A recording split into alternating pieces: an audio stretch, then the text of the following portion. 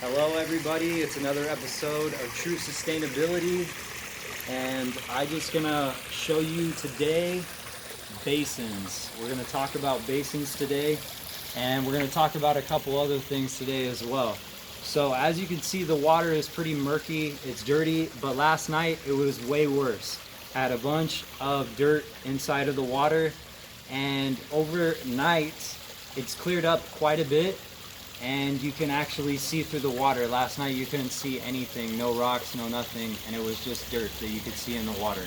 So the reason for that is, I'm gonna open this up and show you inside of here is these red filters are new. So they're 18 by 12, and they're a little larger than the filtration that was in here, where there was only one pad here and one pad in the waterfall feature.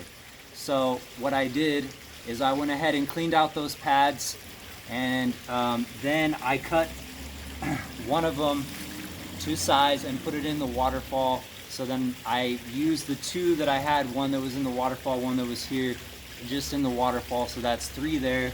And then I have 2 pads here. These are coarse grained pads that are cleaning pads for floors. They work the same, they look the same as the pads. These ones are actually a little bit heavier duty than the white ones that I had originally with this set for the skimmer box and the waterfall feature. So it's a better filter. It's gonna filter out all the impurities. It's gonna take dirt from the water because these are so coarse grained. It's only gonna allow a certain amount of particles to pass. So let's go ahead and move on from here, and just behind you is going to be the source of the problem. Was the fact that I have one of the places here, it has kind of an angle with the flagstone, the sandstone, and so there was dirt and everything that was built up behind it, and so I went ahead and put in a basin in the back to be able to deal with the problem. So we'll retain the moisture back behind that area, and we're gonna add some smaller plants into the basin to make sure that it absorbs all of the extra water, and anything extra is gonna be for the trees. So I'm also gonna show you a secondary area where we put in another basin, and I'm gonna explain further. So let's go ahead and go over there. Go. All right, we're back everybody. So this is another basin here that I have going on, and as you can notice, it goes with the natural curve of the slope. So here's a natural slope that's been created, and the water runoff is gonna go right into our basin down at the bottom. I've already started to prepare the basin with some organic material, and I've already placed some seed down into the basin area. So we actually want things to grow inside of the basin because that actually retains the water as well. It reduces the heat, and it creates kind of a microclimate with water and with nutrients that can be absorbed by the plants that are up on the top. So these grasses, these flowering plants, the tree that's over there is actually on the lower end. However, it's still, when water goes in this basin, it's going to provide water for that tree as well, and anything downhill, because it can tap into that water from the basin. So it's really important that you have things like this for a food forest situation, is that you're gonna have levels of plant growth. And so what I'm trying to do is create different levels of plant matter and different species of plants, so I can develop the biodiversity of the plants in the area as well. So what I've actually put in the basin is going to be some barley, which it's about to get cold here pretty soon. The barley needs, I think, under 50 degrees in order to germinate. So within the next week or so, it's going to sprout up. But I knew it was gonna rain, so I put the seed in the ground before it rained and covered it up with some mulch and some organic matter. So now it has a perfect environment to sprout up and have those come back. I also have added some clover down in the bottom here and probably we'll put some grasses in these basin areas, and different kind of edible grasses, and also probably just your regular plant material, so lettuces, you know, tomatoes, anything that you'll find kind of in your garden variety, you know, cucumbers, anything that we want to, that's kind of a low growing fruit and a low growing plant is where this is going to go. And then anything higher up on the bermed areas is going to be our trees, is going to be our canopies. So that's how we're going to build the food forest, and we're going to keep on going. And in each area, as we go down, so if you want to follow me here, we made another basin area here. This is the first one that I was talking about, that prevents the water from going off that way.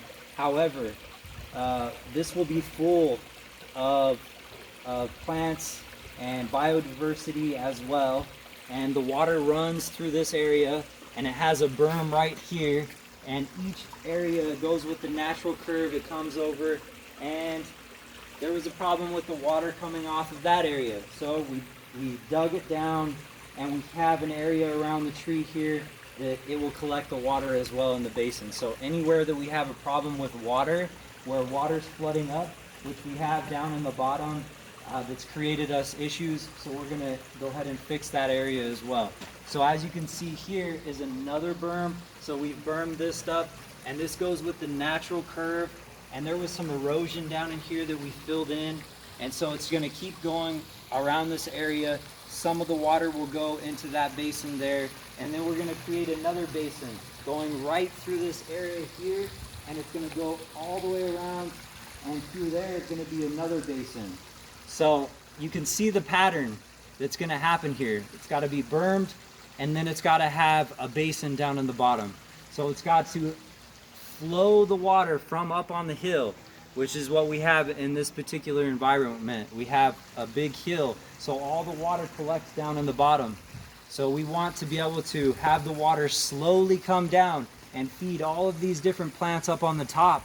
And then we want it to keep coming down and have a really nice retaining basin that has the water collected, so that it can, all the plants down on the bottom and all the plants up on the top can draw from that water that's gonna stay there.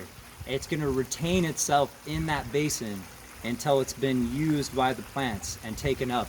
It's also gonna provide micronutrients. It's gonna provide a really nice habitat for the plants and the animals, the mycorrhizals in the soil, the fungi. It's gonna provide a nice base and coverage, and fills in all these different areas, so we don't have erosion, we don't have problems with the soil, we're getting our organic matter taken care of. It's all a build-up process, and then slowly as we move on and keep going through the whole entire food forest back here, it's just going to keep improving the soil quality, keep improving the soil quality, keep improving the amount of organic matter that's coming into the soil, until all of this soil is nice and fertile, nice, and has big gaps in between the soil where water can go through, and it can be absorbed, and it can be maintained and not evaporated. So it's important that you guys remember that you are the change, you are sustainability. You can do all of these things that I'm doing, and we do a little experimentation here and there. We've had a couple rains, so we know what's going on here. We know where the soil is being eroded. We know where the soil is starting to go into the pond, which we don't want.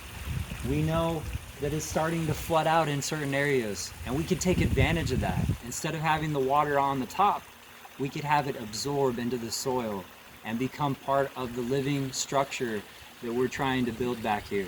So, you guys are amazing. Any person can do what I'm doing. If you have time and patience, and you put your hands on things and understand what it is that you're trying to accomplish. So, have a great day, and I'll see you again.